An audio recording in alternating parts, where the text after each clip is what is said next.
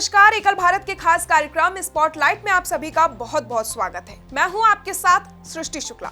Spotlight में हम बात करते हैं ऐसे व्यक्तित्व से, आपको मिलवाते हैं ऐसे व्यक्तित्व से जो भारत को विकसित भारत बनाने में लगातार अपना योगदान दे रहे हों, ग्रामीण और वनवासी लोगों का लगातार उत्थान कर रहे हों, लेकिन बिना किसी प्रचार प्रसार के। तो क्यों ना उनसे बात की जाए, उनके बारे में जाना जाए और ये भी उनसे जाना जाए कि कैसे वो इतना सब कुछ कर लेते हैं बिना किसी प्रचार प्रसार के। तो आज हमारे साथ इस स्टूडियो में मौजूद है राजेश गोयल जी, जो एकल अभियान प्रभारी हैं। उनसे हम बातचीत करेंगे, उनसे कई सारे सवालों के जवाब लेंगे, लेकिन उससे पहले आपको दिखा देते हैं उनके सफर की एक झलक।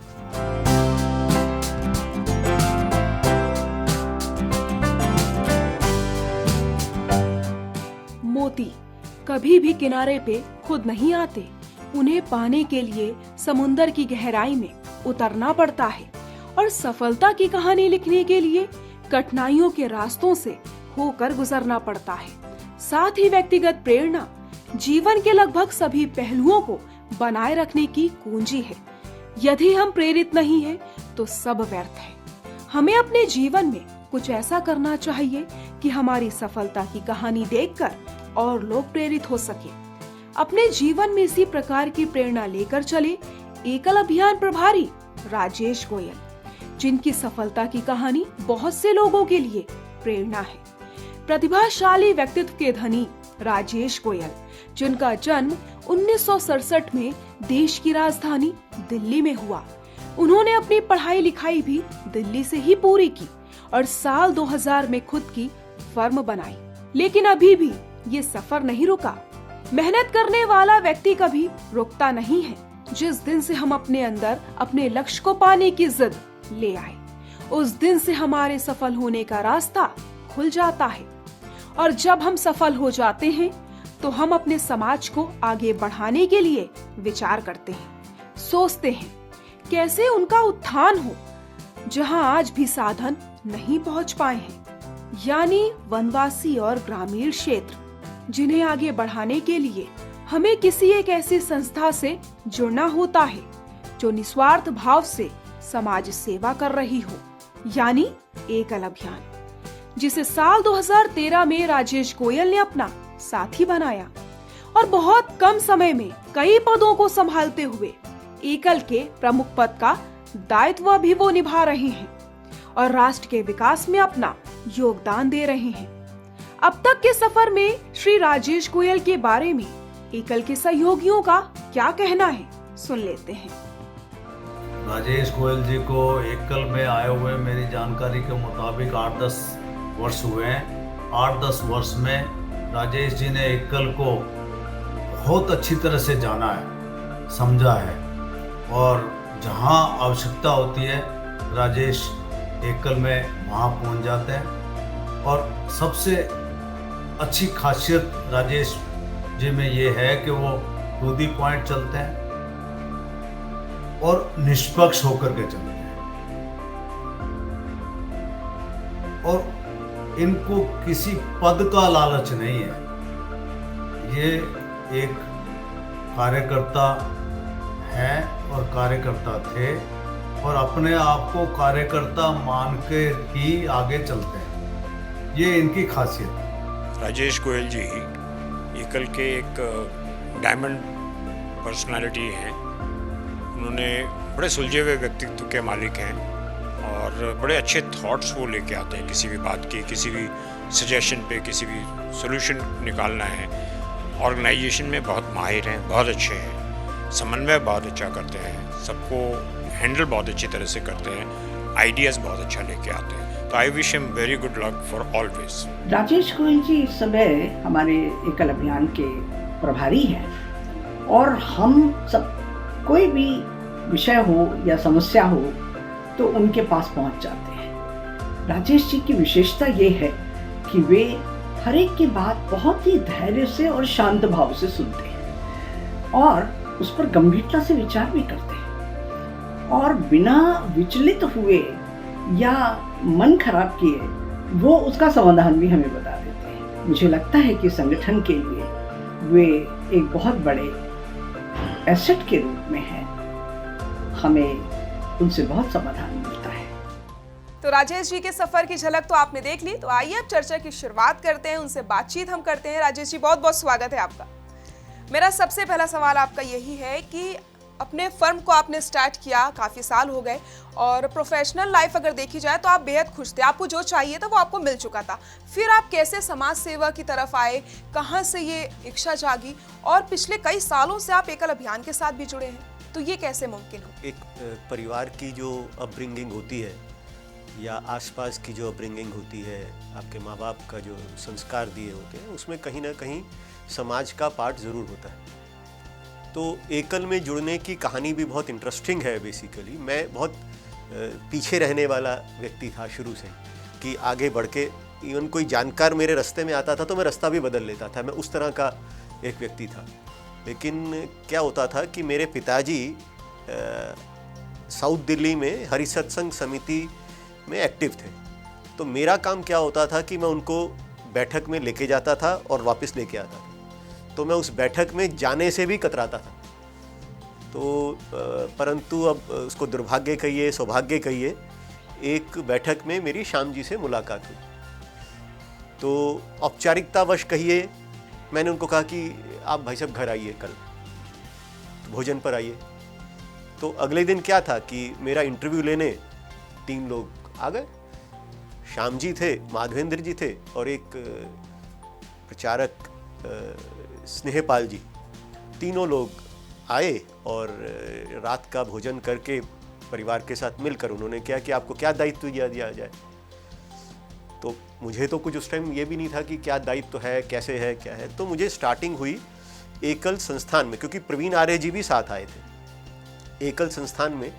क्योंकि मेरी जो बैकग्राउंड थी वो फाइनेंशियल साइड की थी, तो फाइनेंशियल साइड वाली बैकग्राउंड में कोषाध्यक्ष बनाना बड़ा आसान होता है कि ये अकाउंट्स वगैरह का काम और फाइनेंस का काम सब संभाल लेंगे। तो एकल संस्थान में कोषाध्यक्ष मुझे बनाया गया। उस टाइम प्रवीण आर्य जी सचिव हुआ करते थे और मंजूश्री शायद अध्यक्ष थी। तो उस संस्थान के कोषाध्यक्ष के साथ साथ आगे आया कि मुझे एकल विद्यालय फाउंडेशन ऑफ इंडिया का कोषाध्यक्ष बनाया गया। उसके बाद हम लोग हर जगह पे ग्राम संगठन बने हुए थे। तो एक विषय आया कि हमने सबको मर्ज करना है और एक एकल ग्राम संगठन बनाए जिसमें सब जो लोकल संस्थाएं बनी हुई हैं सबको मर्ज करें। तो ये काफ़ी डिफ़िकल्ट काम था, लेकिन ठीक से हो गया और हम लोगों ने मर्ज करने में हम सक्सेसफुल हुए। तो मुझे ग्राम संगठन प्रभारी बनाया गया वहाँ से। तो ये जो ग्राम संगठन का काम हुआ, हमने जो पहली बार एक ग्राम संगठन की अधिवेशन हुआ दिल्ली में, मुझे लगता है वो सफल हुआ और उसमें काफ़ी लोग हमारे साथ जुड़े और मोटिवेटेड हुए ग्राम संगठन में काम करने के लिए। उसके बाद मुझे सीईसी का अध्यक्ष बनाया गया। 2 साल सीईसी का अध्यक्ष रहा, ट्रस्ट में आया, अभियान ट्रस्ट में आया। अभी 3-4 महीने से अभियान प्रभारी का दायित्व संभाल रहा हूं। जी, आपने शुरू में कहा था कि आप पीछे हट जाते थे किसी भी चीज़ से, आपको इतना इंटरेस्ट इसमें नहीं था, लेकिन जो सफ़र आपका एकल अभियान के साथ अभी रहा है उसको देखने के बाद तो यही पता चलता है कि बहुत कम समय में आपने बहुत सारी जिम्मेदारियों को निभाया है। तो ये कैसे पॉसिबल हुआ, इतने सारे पद आपको मिले? देखिए, ये मैं कहूँ कि मेरी काबिलियत की वजह से मिले, मुझे नहीं लगता कि मेरी काबिलियत की वजह से वजह। कुछ तो प्रभु की कृपा होती है और कुछ प्रभु कराना चाहता है तो इसलिए आप कर रहे होते हैं। मैंने शुरू में भी कहा कि मैं बहुत शाई, जैसे पीछे ही रहता था। तो अभी भी मेरा वैसे तो यही रहता है कि ज़्यादा आगे मत बढ़ो, पीछे हो, भगवान देखता है। और संगठन का जब काम करना होता है तो मुझे लगता है कि बैकफुट पे रह के संगठन का काम ज़्यादा सफल तरीके से आप कर सकते हैं। फ्रंट पे रहकर मेरी सोच है कि इतना आप सफल नहीं हो पाते, या जो आप करना चाहते हैं वो कर नहीं पाते। एकल अभियान में आप कई सारी जिम्मेदारियों को निभा रहे थे और बहुत कम समय में आपको बहुत सारे पद मिले, तो इसमें आपकी जिम्मेदारियां भी लगातार बढ़ती रही। एक तरफ आपका फर्म भी था, दूसरी तरफ फैमिली भी थी। टाइम मैनेजमेंट कैसे कर पाया? मुझे तो अब यही समझ नहीं आता, पता नहीं टाइम मैनेजमेंट हुआ कैसे या कैसे हुआ, लेकिन हो गया। थोड़ा सा ऑफिस 11 बजे पहुंचते थे, 9:30 पहुंचना शुरू कर दिया। दूसरी बात ये है कि मुझे लगता है कि डेलीगेशन यदि आप करना सीख जाएं तो टाइम मैनेजमेंट हो जाता है। टाइम मैनेजमेंट में सबसे बड़ी दिक्कत क्या होती है कि जब इंसान सबसे कॉम्पिटेंट अपने आप को समझता है, अब जब आप सबऑर्डिनेट्स को डेलीगेट करना शुरू कर देते हैं तो मुझे लगता है कि टाइम मैनेजमेंट भी हो जाता है। और इसमें मैं एक और चीज़ भी कहूँगा कि यदि आप किसी भी समाज के लिए कोई काम करते हैं या संगठन में काम करते हैं या कोई भी अच्छा काम करते हैं, उसमें यदि आपके परिवार की कंकरेंस है तो उसमें सोने पे सुहागा वाली बात हो जाती है, क्योंकि फिर आपको वो उस द्वंद्व से डील नहीं करना पड़ता। तो मैं इसलिए इसमें मैं कहूँ कि मैं भाग्यशाली रहा कि मुझे परिवार का भी सपोर्ट मिला। पिछले कई सालों से एकल अभियान लगातार ग्रामीण वनवासी लोगों के भविष्य को संवारने का काम कर रहा है पंचमुखी शिक्षा के माध्यम से। अब खेलों में भी यहाँ पर रुझान आया है और खेलों की अगर हम बात करते हैं तो बच्चों को, ग्रामीण इलाकों के जो बच्चे, वनवासी क्षेत्र के जो बच्चे हैं, उनको खेलों के लिए भी आगे लाया जा रहा है। खेल कूद की प्रतियोगिताएं कराई जा रही हैं एकल अभियान की तरफ से। तो आने वाले समय में हम और कुछ देख सकते हैं, क्या कुछ बदलाव देख सकते हैं? क्योंकि पिछले 10 सालों में तो आपने बहुत कुछ बदलता हुआ देखा होगा, और हम क्या कुछ देखने वाले हैं एकल अभियान में बदलाव? देखिए, खेल कूद का जो बेसिक कंसेप्ट था वो प्रधानमंत्री नरेंद्र मोदी जी ने, हम लोगों ने 1 लाख विद्यालय का जब शुरुआत किया था तो उन्होंने कहा था कि ग्रामीण या ट्राइबल जो खेल कूद हैं उनको बढ़ावा देना चाहिए। ये जो खेल कूद प्रतियोगिताएं हमने शुरू की वो उसी की वो था बैकिंग, उसकी बैक में यही था। लेकिन खेल कूद भी एक संगठन का तरीका है। आप पूरे गांव को लेके चलते हो, पूरे गांव से बच्चे आते हैं जी। उसमें समितियां भी हमारा पार्टिसिपेट करती हैं। तो एक समिति सक्रियता वाला जो काम है और बच्चों को अपने संगठन के बारे में बताने का और उनको खेल कूद में इन्वॉल्व करने का, और जो ग्रामीण क्षेत्र के बच्चे हैं या ट्राइबल क्षेत्र के बच्चे हैं जिनको मौका नहीं मिलता, उनको मौका देने के लिए ये खेल कूद हमने शुरू किए और इसमें हम सफल भी हुए। हम 1 लाख का टारगेट हमने ले लिया। हम क्वालिटी पे ज़्यादा फोकस करेंगे और करना भी चाहिए। संस्कार शिक्षा भी हमारा एक फोकस रहेगा, क्योंकि एजुकेशन सिस्टम में, आज के एजुकेशन सिस्टम में हम पढ़ाई कर रहे हैं, संस्कार नहीं दे रहे। एक मैं प्राइमरी एजुकेशन वाली एक इसमें बात कहूँगा कि हम जो बच्चों को, देखिए हर माँ बाप का ये इच्छा रहती है कि जो उसने नहीं किया अपने बच्चों से को दे, लेकिन उस सोच में हम बच्चों को कमजोर बना रहे हैं। आज के बच्चों में यदि कोई भी डिफिकल्ट सिचुएशन आती है तो उस डिफिकल्ट सिचुएशन को फेस करने का मादा नहीं है। तो मुझे लगता है कि एजुकेशन भी हो, संस्कार भी हो, और डिफरेंट सिचुएशन में कैसे डील करना है, ये एजुकेशन यदि हम दे पाएं तो सफल एक नागरिक बच्चे को बना पाएंगे। जो ग्रामीण बच्चे हैं, कभी आप विद्यालय में जाइए तो उन बच्चों की जो ग्रोथ है, मुझे लगता है कि फास्ट होगी यदि बच्चे को मौका मिलेगा। शहर के बच्चों की बनिस्बत जो ग्रोथ गांव के बच्चे की होती है वो बहुत फास्ट होती है। एकल अभियान आने वाले समय में प्राथमिक शिक्षा के साथ क्या माध्यमिक शिक्षा की तरफ बढ़ सकता है?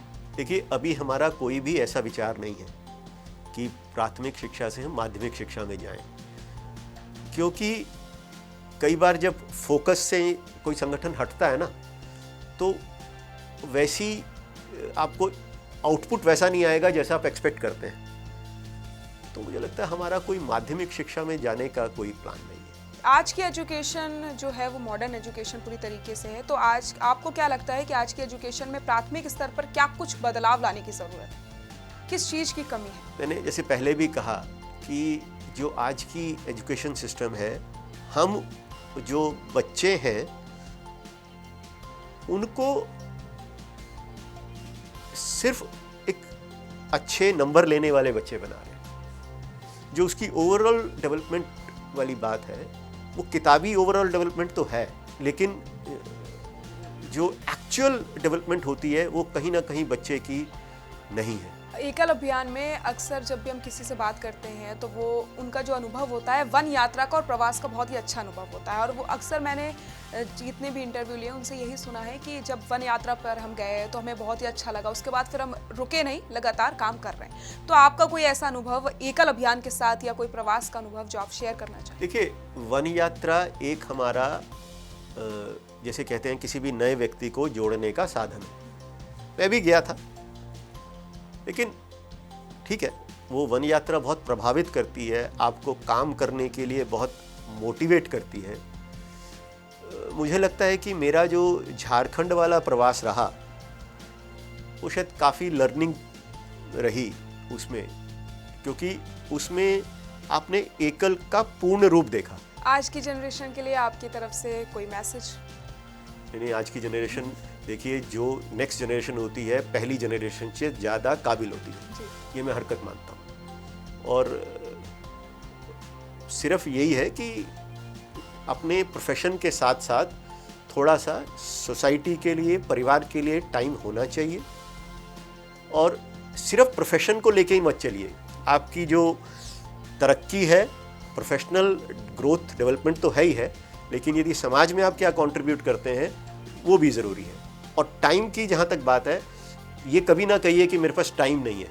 ये मैं आज की जनरेशन से ज़रूर कहूँगा कि मेरे पास टाइम नहीं है, टाइम निकालना पड़ता है, टाइम किसी के पास नहीं होता। बहुत बहुत धन्यवाद राजेश जी, समय देने के लिए और अपने एक्सपीरियंस को शेयर करने के लिए। तो यह थी हमारे साथ राजेश गोयल जी, एकल अभियान प्रभारी, जिन्होंने अपने सफर के बारे में बताया और इन्होंने बताया कि एकल अभियान किस तरीके से काम कर रहा है और आने वाले समय में हम क्या कुछ बदलाव एकल अभियान में देखने वाले हैं, इसके बारे में भी हमने बातचीत की है। इसी के साथ एक बहुत ही अच्छा मैसेज उन्होंने दिया है कि आज की जनरेशन जो है, जो बोलती है कि हमारे पास टाइम की कमी है, तो ये टाइम की कमी नहीं होती, हमें टाइम मैनेजमेंट आना चाहिए। और वो कैसे, वो आप इस इंटरव्यू में देख पाएंगे। फिलहाल स्पॉटलाइट में बस इतना ही। तब तक आप अपना ख्याल रखिए और एकल भारत के साथ जुड़े रहिए। नमस्कार।